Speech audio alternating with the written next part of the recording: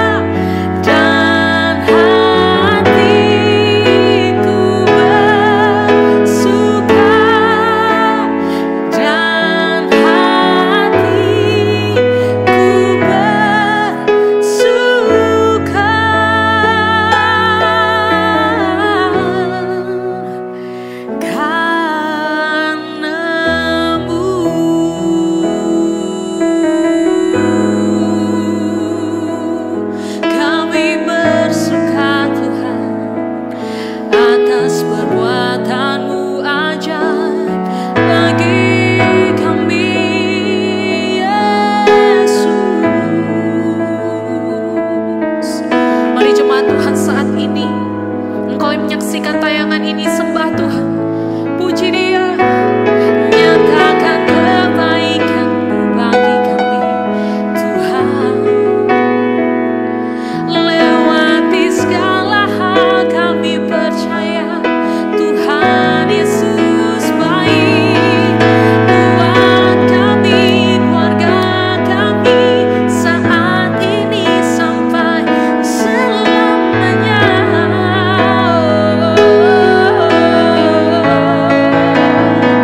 Tiada berkesudahan kasih, tak pernah berakhir anugerah-Mu Tuhan. Engkau Raja,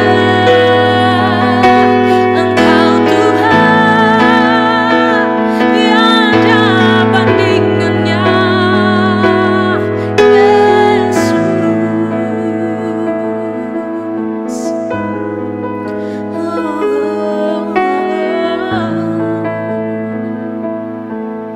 Kekasih jiwa kami, sahabat Bapa kami, tak pernah biarkan, tak pernah tinggalkan Engkau segalanya.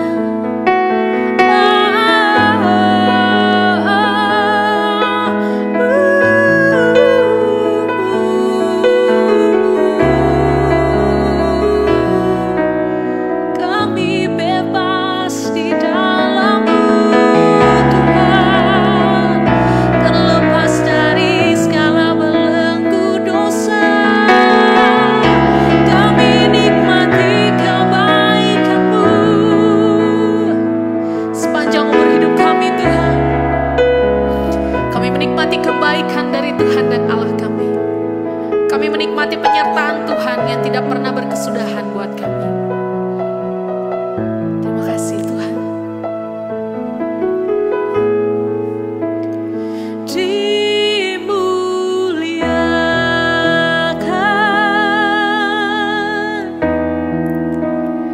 ditinggikan,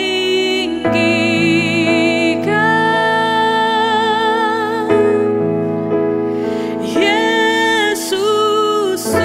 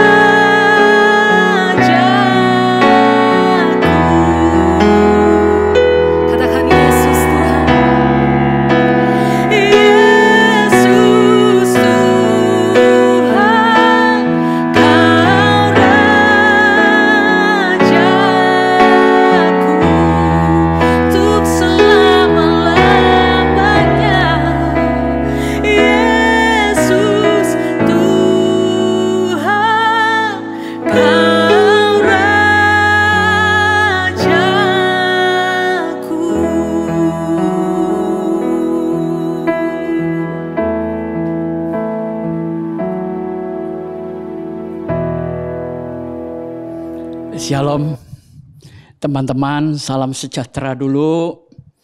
Kita boleh tetap hidup sehat. Nah, semalam saya nyampe di Jakarta kira-kira jam 10 malam. Bandara sepi, bener-bener sepi. Saudara tahu, saya satu pesawat itu penumpangnya cuma 9 orang. Padahal kalau saya pikir rata-rata kursi itu hampir 200. Jadi nggak sampai 5%. Ngeri nggak, saudara? Ini kalau berjalan kira-kira 1 bulan, ya banyak penerbangan ambruk juga. Cuman sekarang memang dalam keadaan sulit ini, kita pilihan hidup ini makin dipersempit. Saya merenung, pilihan kita yang pertama, lapar, kedua terpapar, dan yang ketiga terkapar. Apa maksudnya Pak Bengki? Gini, kalau kita takut terpapar, akhirnya seluruh keluarga jadi lapar. Dan akhirnya kita terpapar juga karena menu dan kurang makan. Sehingga akhirnya juga terkapar. Jadi pilihan kita cuma 3. Lapar, terpapar, dan siap terkapar. Ini memang masa sulit. Terus jawabannya gimana Pak Bengki? Ya, saya tidak bicara medis karena saya bukan seorang dokter. Tapi saya mau bicara tentang risiko. Sekarang ini risiko seolah-olah sudah sangat dekat dengan kita. Risiko ini saya sebut sebagai risk taker. Ada orang-orang yang memang hobinya senang dengan risiko. Tapi zaman sekarang ini, walaupun kita menghindari risiko itu ditimbulkan oleh orang lain yang berdampak kepada kita. Ya, misalnya, memang salahnya orang Indonesia ini satu sih. Kalau di jalan, di mobil, pada pakai masker. Tapi begitu ngomong, maskernya dibuka kan? Nah di situ kesempatan virus itu melompat. Jadi sekarang mau tidak mau kita harus membina pribadi kita menjadi risk taker personality. Nah risk atau risiko ini saya bagi 2. Yaitu risk taking dan risk making. Di mana Pak Bengki bedanya? Kalau risk taking itu selalu memunculkan pertanyaan. Bagaimana seandainya? Seandainya saya tidak berani keluar rumah, risikonya adalah lapar. Tapi bagaimana kalau saya keluar rumah? Risikonya adalah terpapar. Jadi seolah-olah memang hidup ini nggak ada pilihan. Satu sama lain poinnya saling terkait. Tapi kalau risk making gimana Pak? Risk making itu memunculkan pertanyaan. Apa yang akan terjadi seandainya? Ya, apa yang akan terjadi seandainya? Karena kita yang membuat sebuah risiko. Tapi kalau risk taking adalah bagaimana seandainya, ya. Tapi baiklah, saya cuma ingin memberikan satu jawaban. Pikiran kita sudah budak bukan? Keluar salah, enggak keluar salah. Jadi saya ingin memperkenalkan, ini sebetulnya semua orang Kristen tahulah. Sekarang saatnya kita hidup di dalam kasih karunia. Ya, saya ingin membahas ini sebentar. Apa sih kasih karunia itu? Kasih karunia adalah kasih Allah yang mewujud dalam perbuatan. Saya ini orangnya memang sikapnya kadang-kadang nggak mudah percaya.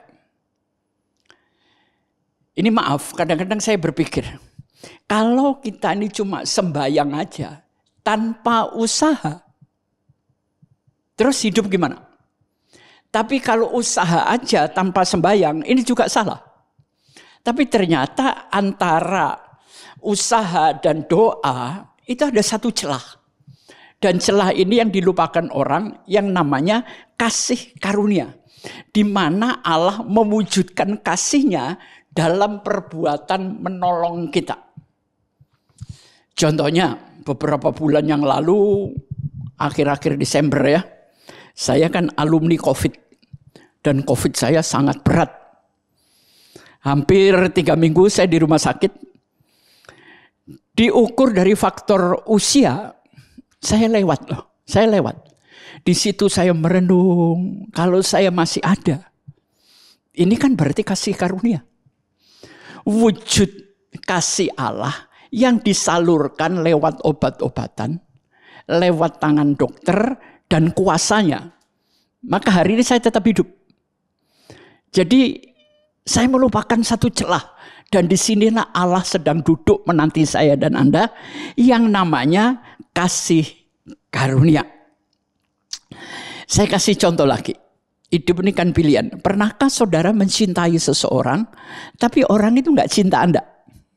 Atau sebaliknya, orang mencintai Anda, tapi Anda nggak cinta dia. Kira-kira enak mana ini?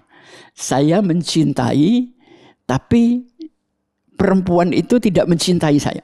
Atau yang kedua, perempuan itu mencintai saya, tapi saya nggak cinta dia. Nah, ini sebuah pilihan kan? Kalau menurut saya ya dua-duanya nggak enak sih. Tepuk tangan itu kan harus 2 tangan. Memang agama Zen itu pernah memberikan satu inspirasi. Bagaimana bunyi tepuk tangan kalau pakai 1 tangan? Saudara tahu jawabannya?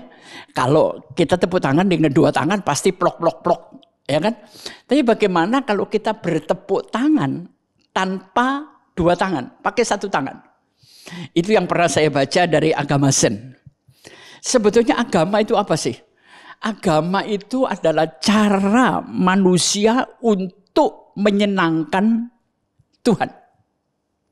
Tapi kalau di dalam kekristenan, kita ini bukan beragama, tapi pemulihan, ya, rekonsiliasi, di mana Tuhan mengasihi saya tanpa syarat.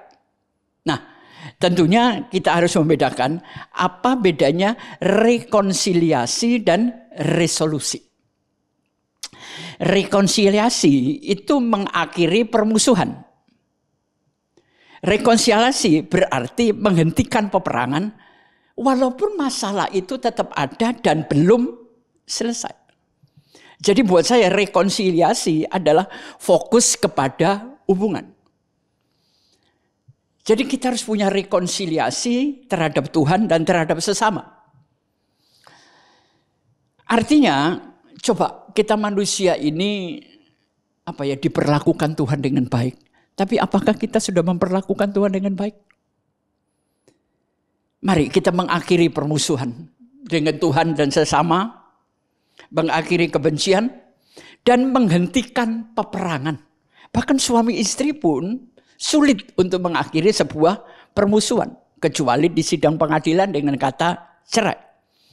Jadi buat saya rekonsiliasi fokusnya pada hubungan walaupun masalahnya tetap ada. Tapi kalau resolusi itu tidak memperhatikan hubungan, tapi fokus pada masalah. Nah, itulah risiko-risiko sebagai risk taker. Ya, Anda nggak mau risiko, sama seperti pepatah Cina mengatakan, kalau nggak mau kena debu, jangan keluar rumah. Tapi kalau Anda ngotot keluar rumah, sampai rumah ya cucilah pakaian Anda. Cuman itu aja pilihan. Karena hidup ini adalah sebuah risiko. Nah, lewat kesulitan-kesulitan yang kita alamin sekarang, ya, kita nggak keluar rumah, ekonomi kita mampet, kita keluar rumah, COVID melonjak tinggi sekali. Terus mau apa? Jadi pelajaran dari kesulitan buat saya ada 4. Yang pertama, sedia payung sebelum hujan. Artinya kita ini jangan hanya bersiap pada saat hujan itu turun. Kita lari-lari cari payung, payungnya nggak ada, kita kebasahan. Tapi kalau sudah hari mendung gelap, ya kalau keluar bawalah payung. Itu cara mengatasi kesulitan, sedia payung sebelum hujan. Yang kedua, kalau memang risiko nggak bisa kita hindari, minimalkan efek samping. Ya, yang kedua, minimalkan efek samping. Dan yang ketiga, pada saat kita kehantam masalah, berhenti mengeluh, tapi mulai berpikir bagaimana keluar dari masalah dan bagaimana membangun dari puing-puing masalah itu. Membangun kembali, bukan hanya mengeluh. Dan yang keempat, yang penting, masalah itu harus disikapi. Masalah baik bisa jadi buruk, masalah buruk bisa jadi baik. Itu tergantung sikap kita. Nah, hari ini kita akan membahas satu tema, pressure to pleasure. Bagaimana mengubah tekanan ini menjadi sebuah kenikmatan. Artinya Anda bisa punya jalan keluar, bahkan menghasilkan sesuatu yang menyenangkan di luar dugaan kita. Cara satu-satunya, jembatannya adalah kasih karunia. Saudara, saya memang punya, secara sekuler saya punya 2 pekerjaan. Yang pertama, saya membangun travel agent dengan teman. Tapi sekarang kan istilahnya orang Jawa mati pet. Udah gak mungkin jalan lah. Konyol aja. Yang kedua, saya bekerja di bagian penjualan, marketing lah. Untuk salah satu barang. Tapi sekarang orang sulit mengeluarkan uang. Karena uang itu daripada untuk yang sekunder, mereka simpan untuk yang premier. Kalau satu hari ada keluarga sakit, kalau satu hari kita kekurangan duit untuk makan, jadi sekarang duit itu memang sulit sekali, saudara. Kecuali untuk orang-orang tertentu ya, atau yang duitnya sudah terlalu banyak, nggak masalah. Kalau yang duitnya kita pungut harian seperti ojek, taksi Bluebird, mereka kalau bisa nangis mau teriak-teriak. Jadi jembatannya dari pressure menuju pleasure itu adalah kasih karunia. Tapi baik, untuk supaya saya nggak ke kanan ke kiri, saya akan ajak saudara membaca dalam kitab 2 Raja-Raja, Fatsal yang ke-7, ayat 1 sampai 5. Yang bunyinya begini.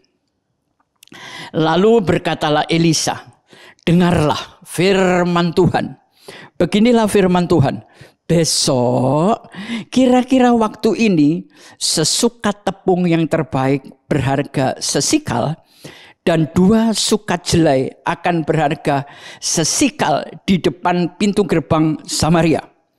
Tetapi perwira yang menjadi ajudan raja menjawab abdi Allah, katanya, sekalipun Tuhan membuat tingkap langit terbuka, masakan hal itu mungkin terjadi?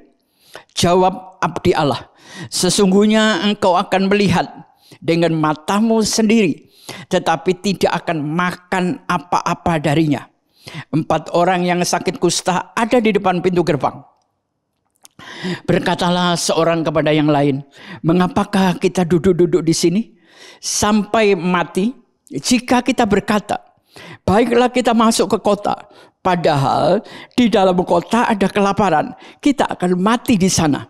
Dan jika kita tinggal di sini, kita akan mati juga. Jadi sekarang, marilah kita menyeberang ke perkemahan tentara Aram. Jika mereka membiarkan kita hidup, kita akan hidup. Dan jika mereka mematikan kita, kita akan mati. Yang terakhir, lalu pada waktu senja, bangkitlah mereka masuk ke tempat perkemahan orang Aram. Tetapi ketika perkemahan orang Aram itu sampai ke tempat di pinggir, tampaklah tidak ada orang di sana. Amin. Jadi kita akan membicarakan tentang 4 orang kusta. Dia bukan orang sehat. Hidupnya di luar tembok. Karena saat itu orang kusta itu ditolak. Dianggap najis. Jadi hidup dalam kesendirian. Nggak boleh bergaul dengan orang sehat. Dia seringkali dilempari batu juga. Ini posisi. Posisi secara internal kita terjepit oleh penyakit kita. Tapi posisi eksternalnya gimana? Nah, supaya Anda tahu, saya akan coba bacakan Fatsal 6 ayat 24. Bunyinya begini. Sesudah Ben-Hadad Raja Aram menghimpun tentaranya lalu maju mengepung Samaria, maka terjadilah kelaparan hebat di Samaria selama mereka mengepung, sehingga sebuah kepala keledai harganya 80 sikal dan 1/4 kap tai merpati berharga 5 sikal. Ya, ini situasinya. Situasi ekonomi, bayangkan. Kotoran merpati harganya mahal. Kepala keledai yang tadinya tidak berharga, sekarang menjadi 80 sikal. Dan di samping itu, kalau Anda membaca ayat di bawahnya, ada 2 orang wanita datang kepada raja. Mereka berkata, mereka akan memakan anak-anaknya sendiri. Bayangkan. Situasi kelaparan yang sangat hebat, mengerikan. Harga-harga naik. Seperti contoh sekarang ya. Kan kita tahu ada salah satu obat cacing yang bisa dipakai untuk kesembuhan COVID. Itu saya dengar di TV, yang pertama meneriakkan ini adalah Menteri BUMN, Bapak Erick Thohir. Dan sekarang harganya obat cacing ini melonjak puluhan kali. Sudah sakit, nggak punya duit, lapar, harga obat-obatan melejit. Kira-kira gimana? Seperti itulah situasinya. Tapi di tengah situasi itu, sang raja ngomong begini. Berkatalah raja kepadanya, sesungguhnya malapetaka ini adalah dari Tuhan. Mengapa aku berharap kepada Tuhan lagi? Ini adalah gambaran keputusasaan seorang pejabat tinggi. Dia menuduh Tuhan yang kurang baik, tidak seperti Ayub, di tengah kesulitan mulutnya tidak berdosa. Minggu kemarin kalau Anda dengar uraian saya antara tempting dan testing. Saudara perhatikan. Situasinya ini buruk. Tapi kalau disikapi baik, Anda akan memetik hasilnya. Situasi baik, tapi kalau Anda sikapi dengan cara berpikir dan bertindak yang buruk, maka tidak akan melahirkan kebaikan. Tapi di sini si raja dalam keadaan putus asa. Pertama, malapetaka ini dari Tuhan. Enggak. Tuhan tidak pernah memberikan malapetaka, dan akhirnya dia menekankan rasa hatinya, buat apa lagi aku berharap? Masih ingat Abraham? Abraham tidak ada lagi yang diharapkan, tapi dia berharap juga. Sudah enggak ada harapan kok. Dia mau minta tolong sama siapa? Tapi di sini saya melihat Abraham berharap juga. Ini yang dibenarkan oleh Tuhan. Sudah enggak ada yang diharapkan. Enggak ada. Kita dipecat dari perusahaan. Kemudian istri minta cerai. Anak-anak terlantar. Ada harapan enggak? Enggak ada kan? Tapi dengar, masih ada satu. Kalau masih ada diharapkan, kita enggak perlu berharap Tuhan. Kayaknya begini. Tapi kalau sudah tidak ada harapan, Anda berharap juga. Dan kemudian Tuhan mewujudkan kebaikannya dalam perbuatan kepada Anda. Inilah kasih karunia. Bahkan kasih karunia itu Anda enggak sempat mikir apa-apa. Tahu-tahu Tuhan berbuat baik kepada Anda. Nah, pasal 7 ayat 1. Inilah awal kasih karunia. Lalu berkatalah Elisa, dengarkan firman Tuhan. Beginilah firman Tuhan. Besok ya. Tadi kan hari ini tadi ngomongnya tai merpati mahal. Kepala keledai mahal. Sampai ada ibu-ibu mau menyembelih anaknya sendiri. Bahkan pimpinan pemerintahan berkata, ini semua karena Tuhan. Dan untuk apa kita berharap kepada Tuhan? Situasinya sangat gawat. Rakyat putus asa, pemerintah putus asa, pemimpin putus asa. Tapi di tengah keputusasaan, tanpa diminta loh. Saya tidak melihat mereka berdoa. Firman Tuhan ngomong begini, besok kira-kira waktu ini Sesukat tepung terbaik akan berharga sesikal. Dan 2 sukat jelai akan berharga sesikal di pintu gerbang Samaria. Samaria terkepung, pasokan logistik mati semua. Tapi di tengah-tengah itu, walaupun mereka lupa Tuhan, Tuhan tidak pernah melupakan anak-anaknya. Tuhan datang dan ngomong, besok ada waktu ya, sabar. Hari ini belum bisa, besok. Itu semuanya menjadi murah dan terjadi kelimpahan.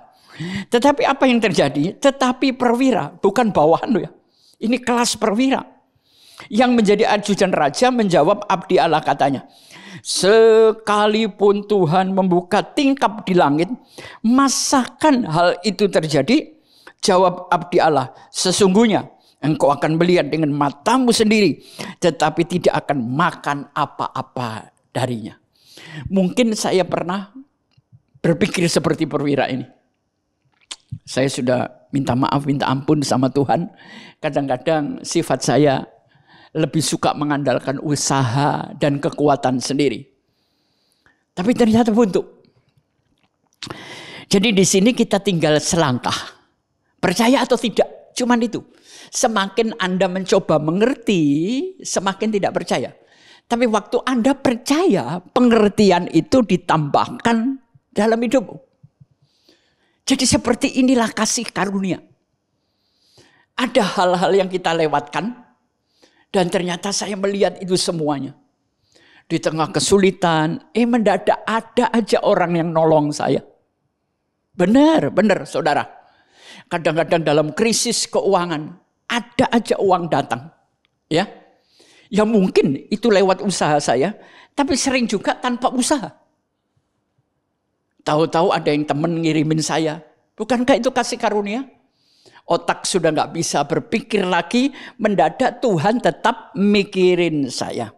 Nah, itu situasinya. Jadi tetap percayalah kepada kasih karunia yang tidak membutuhkan satu gerak jari Anda. Sekarang kita masuk tentang situasi 4 orang kusta. Tadi dia punya masalah internal ya. Sudah sakit, ditolak, dibuang, hidupnya di luar tembok, tidak diterima orang, dianggap najis. Itu siksaan tersendiri. Ditambah dengan keadaan negara yang dalam kesulitan. Dia benar-benar jadi korban, sudah jadi korban dengan penyakitnya, dia dikorbankan lagi. Tapi rupanya di tengah duduk-duduk kesulitan itu, salah satunya letuk. Kenapa kita tetap duduk-duduk aja? Hidup ini harus ada keputusan. Sekarang keputusannya ada perhitungan. Kalau kita masuk ke dalam kota, di sana pasti banyak makanan. Karena tentara Aram itu tentara yang doyan makan kali. Persediaan logistik tentara masih banyak. Tapi kalau kita masuk untuk makan, kalau ketahuan, kita pasti dibunuh.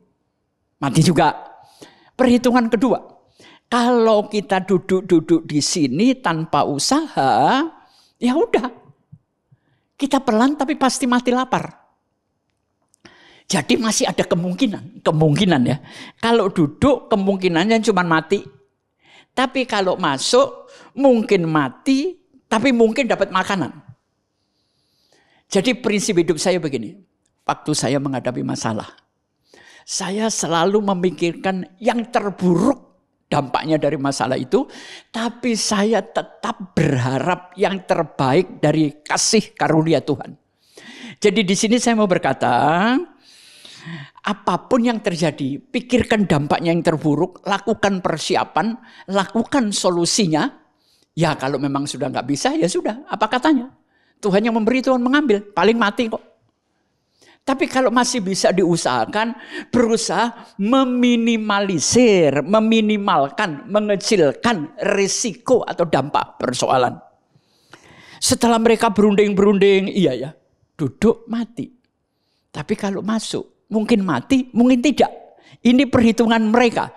Padahal mereka ini, saya nggak tahu, orang ini kenal Tuhan atau enggak. Tapi akhirnya sebuah keputusan disetujui. Apa keputusannya? Masuk. Duduk mati, bertindak mati, tapi mungkin tidak dan mungkin dapat makanan. Akhirnya mereka berempat sama-sama berangkat. Mereka memikul resiko yang terburuk. Jadi merekalah pembuat resiko. Kadang-kadang resiko harus kita buat untuk sebuah solusi. Dan ternyata waktu masuk, kasih karunia Tuhan bekerja. Orang Aram tidak ada lagi. Tentaranya lari lintang pukang. Karena tercatat dalam ayat ini, semalam tentara Aram itu melarikan diri karena mendengar derap tentara, bunyi genderang. Padahal nggak ada apa-apa. Itulah kasih karunia Tuhan. Dan akhirnya keempat orang kusta ini tidak jadi mati, malah pesta pora, di samping makan menjarah. Ya menjarah itu salah, cuma di sini saya ingin berkata, di samping makan mereka dapat harta yang melimpah. Tapi jangan ditiru menjarahnya, ya. Tapi perhatikan, orang biasanya kalau keluar dari kesulitan, sifat manusia itu euforia. Lupa daratan, lupa masa lalu.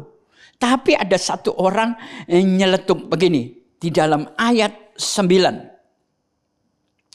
Lalu berkatalah yang seorang kepada yang lain, tidak patut yang kita lakukan ini. Hari ini ialah kabar baik, tetapi kita ini tinggal diam saja. Apabila kita menantikan sampai petang pagi, maka hukuman akan menanti kita.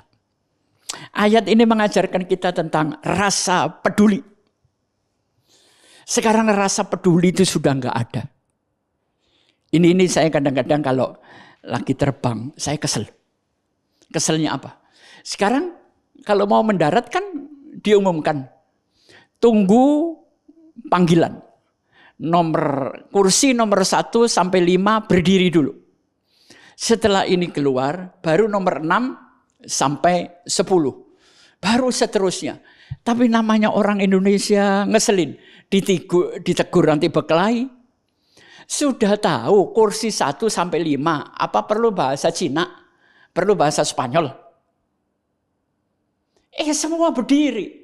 Padahal kita ini menghindari social distancing. Nah mungkin kalau yang suka naik pesawat, tolong hargai pengumuman dari pramugari atau pramugara.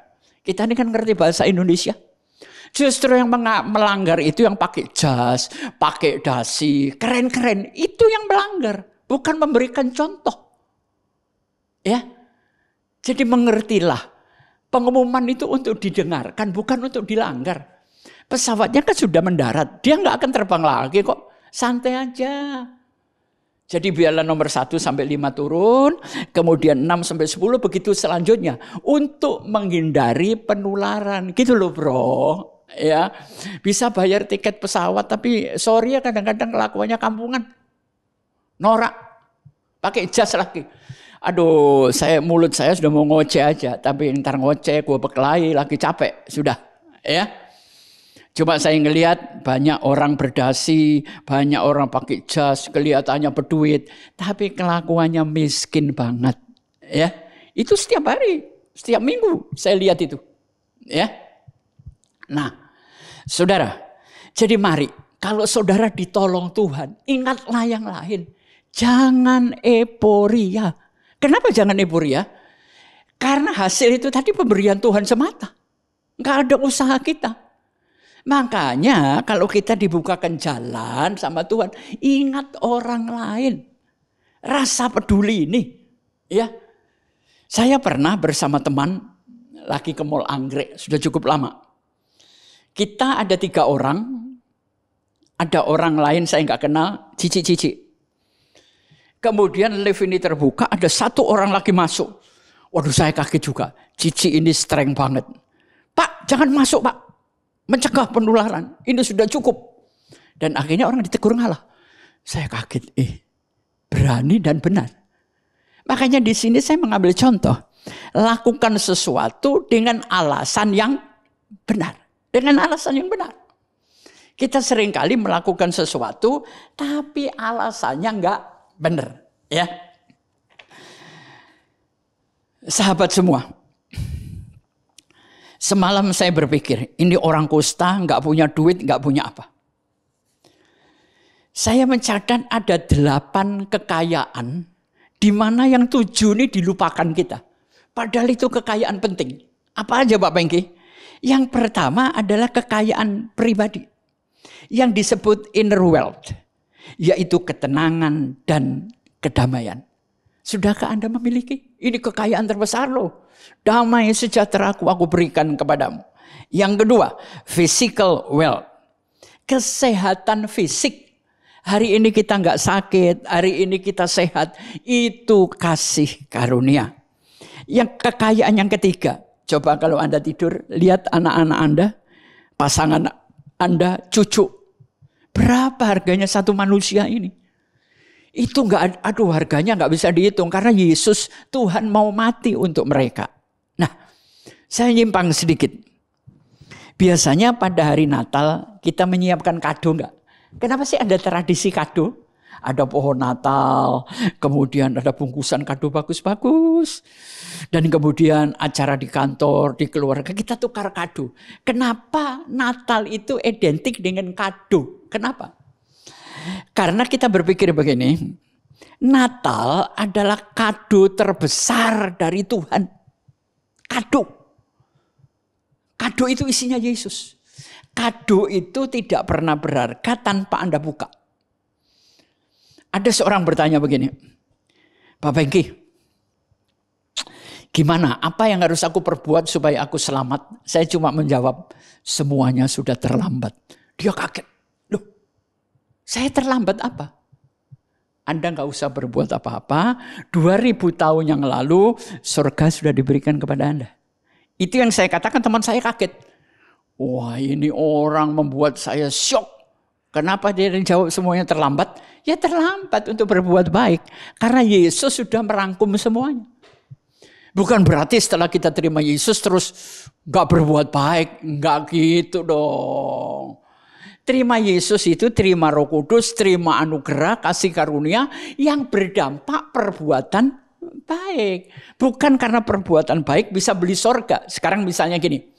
Kalau sorga bisa dibeli dengan amal baik, saya mau tanya. Standar yang ditetapkan Allah berapa?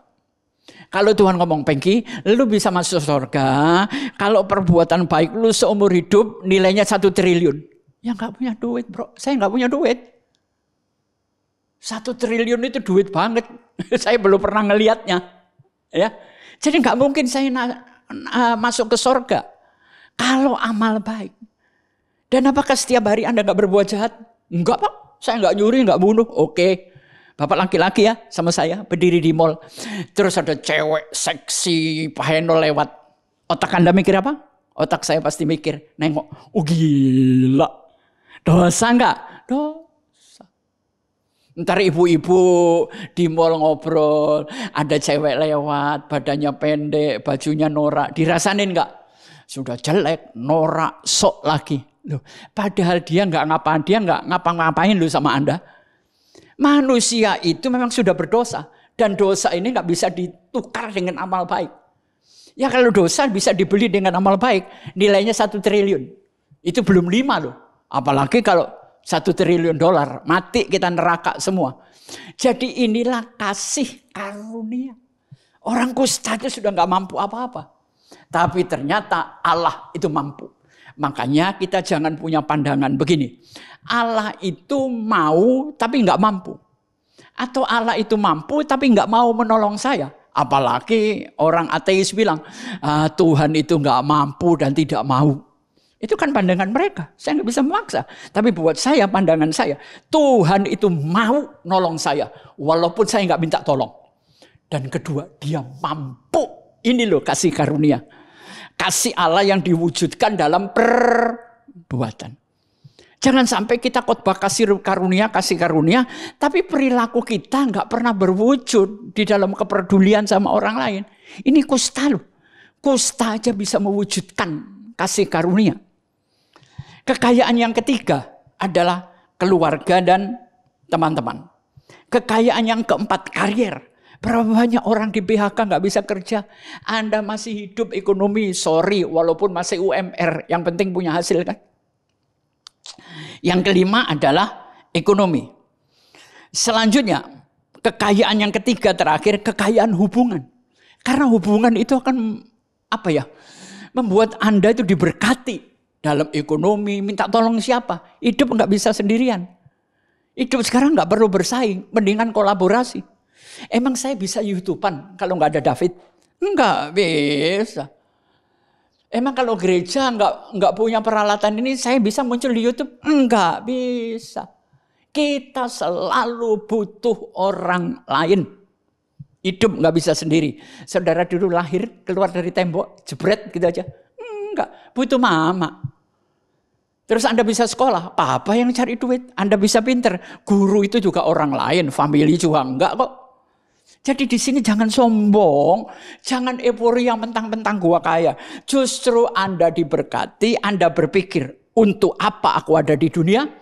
Yang kedua, kemana tujuanku hidup? Dan yang ketiga, sesudah mati saya kemana?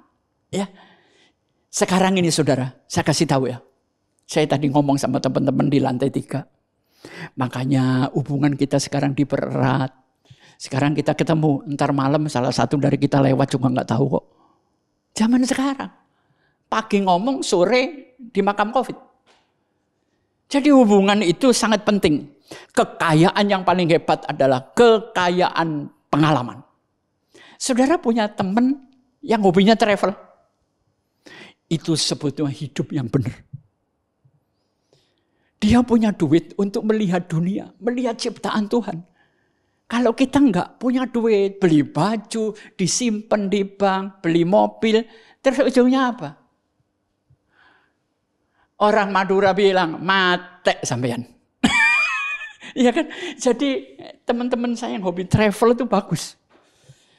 Karena pengalaman itu enggak bisa dicuri, pengalaman enggak bisa hilang. Beli mobil 5 tahun udah bosen. Pengalaman nggak bisa merupakan kenangan. Nah, saudara, kenapa sih kalau pernikahan itu kita sewa tukang foto, harganya mahal? Kerjaan tukang foto apa? Saya mau tanya. Ya memotret Pak, bukan. Kerjaan tukang foto itu menjual masa lalu, oke? Menjual masa lalu. Hari ini dicepret pre-wedding, 20 tahun yang lalu lagi jadi masa lalu. Waduh, ini kenangan kita ya. Jadi masa lalu itu indah kalau kita sikapi. Mau jadi tukang foto, menjual masa lalu. Foto saya umur 1 tahun ada, 5 tahun ada. Ya kan? Gak bisa hilang. Makanya Yesus waktu bangkit, tangannya masih berlubang. Perutnya masih bolong. Kakinya juga masih berlubang. Kan katanya tubuh kemuliaan. Kenapa tidak sempurna? Supaya Yesus ingin memberitahu kita. Masa lalu tidak bisa dilenyapkan. Tapi masa lalu kita bawa ke masa depan sebagai sebuah pembelajaran. Sikapi dengan benar untuk menjadikan hidup lebih baik. Itulah masa lalu. Dan yang terakhir, 8 macam kekayaan. Itu apa? Yang ke-8, pengaruh. Makanya pejabat-pejabat, ya, pemimpin-pemimpin gereja, gunakan pengaruhnya. Bukan untuk istilahnya menggemukkan domba kemudian bulunya digunting, bukan itu. Gunakan pengaruh kita untuk kebaikan. Beritakan Injil ini kemana-mana, ya. Anda punya peralatan yang jauh lebih hebat. Nah, saudara, pelajaran dari kasih karunia. Di tengah keputusasaan, Anda nggak bisa berbuat apa-apa. Sebelum saya tutup, saya akhiri. Para penjaga pantai, saya punya teman penjaga pantai juga di Bali, orang Bali. Biasanya penjaga pantai ini menolong orang yang mau tenggelam. Tapi dia mengalami kesulitan kalau yang tenggelam ini pertama panik dan mencoba berusaha sendiri. Itu berat. Makanya kadang-kadang ya agak dipukul atau dibiarkan dia lelah sehingga tidak berdaya. Pada saat tidak berdaya, dia akan membawanya ke pinggir pantai. Dan di situ dia selamat. Jadi kadang-kadang teman-teman semua ya, jemaat GBI Rem khususnya, Di saat kita tidak berdaya, ingat satu hal. Ada kasih karunia. Ya, Anda nggak perlu usaha apa-apa. Saya ternyata ngalamin, saudara. Saya minta ampun dengan keangkuhan saya yang mengandalkan usaha, mengandalkan kepandaian. Ternyata tidak mengubah ekonomi. Ya, tapi kadang-kadang faktor kasih karunia. Nah, sebelumnya saya ingin memberikan satu tips yang saudara boleh catat, ya. Dan di catatan saya itu namanya peace plan, ya. Peace plan, jadi planning lewat doa. Isinya apa, Pak? Peace plan itu. Gini. Saudara hari ini nyesel enggak? Hidup umur segini kok gini-gini aja. Ternyata orang-orang yang mendekati kematian itu di resume dari survei ada 5 penyesalan, saudara. Yang pertama, kenapa ya kita hidup kok dalam penilaian orang lain, persetujuan orang lain, ukuran orang lain.